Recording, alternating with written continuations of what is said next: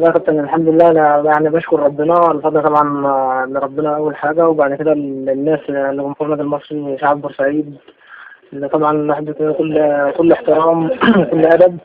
والواحد طبعا اكيد سعيد جدا ان هو بيلعب للنادي المصري. طبعا ده حلم، والحمد لله ان هو اتحقق. الحمد لله يعني. عطية، كنا يعني حاسين من البداية ان انت كنت متمسك بالانضمام للنادي المصري، وكان ليك كان في جاي لك عرض من نادي الاتحاد السكندري، انت تمسكت بالانضمام للنادي المصري. هل كنت شايف النادي المصري هو يكون بوابة ليك اللي انت تصنع تاريخ، زي ما بنقول ممكن يكون تاريخ ذهبي مع جماهير بورسعيد النادي المصري؟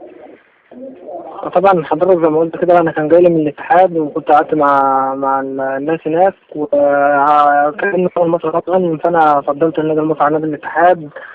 برضه كان استخرت ربنا، فالحمد لله حسيت ان انا مرتاح هنا اكتر من اي حته تانية، وتمنيت يعني ان شاء الله ان ربنا يكرمني هناك احسن من اي حته تانية.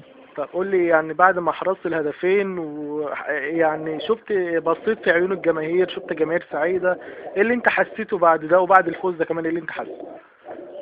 انا طبعا يا كابتن، انا كنت اتمنى ان انا اجيب جوان النهارده، لان دي بدايتي، وطبعا الجمهور وكده، وطبعا الناس كلها عينها على الناس الجديده كلها.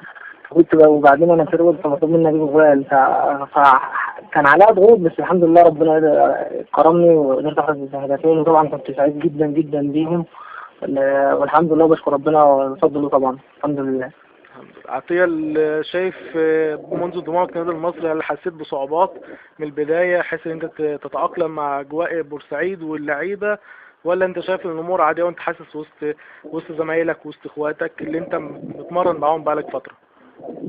لا الحمد يعني الاول الحمد لله طبعا ربنا، اللعيبه فرد فرد او شخص شخص، بس يعني الحمد لله يعني قمه في الادب والاحترام والتواضع وكل حاجه. من اول يوم جيت انا فعلا فرحان جدا جدا ان انا بتمرن مع كباتن زي دمت، وطبعا حاجه شرف لاي حد في مصر ان هم يتمرن مع ناس محترمه زي اللعيبه اللي انا بتمرن معاهم، وجهاز الفني طبعا. بجد شرف لاي لعيب في مصر هو يتمرن في النادي المصري مع المجموعه اللي موجوده حاليا دلوقتي. عطية، كلمة أخيرة لجماهير النادي المصري بورسعيد.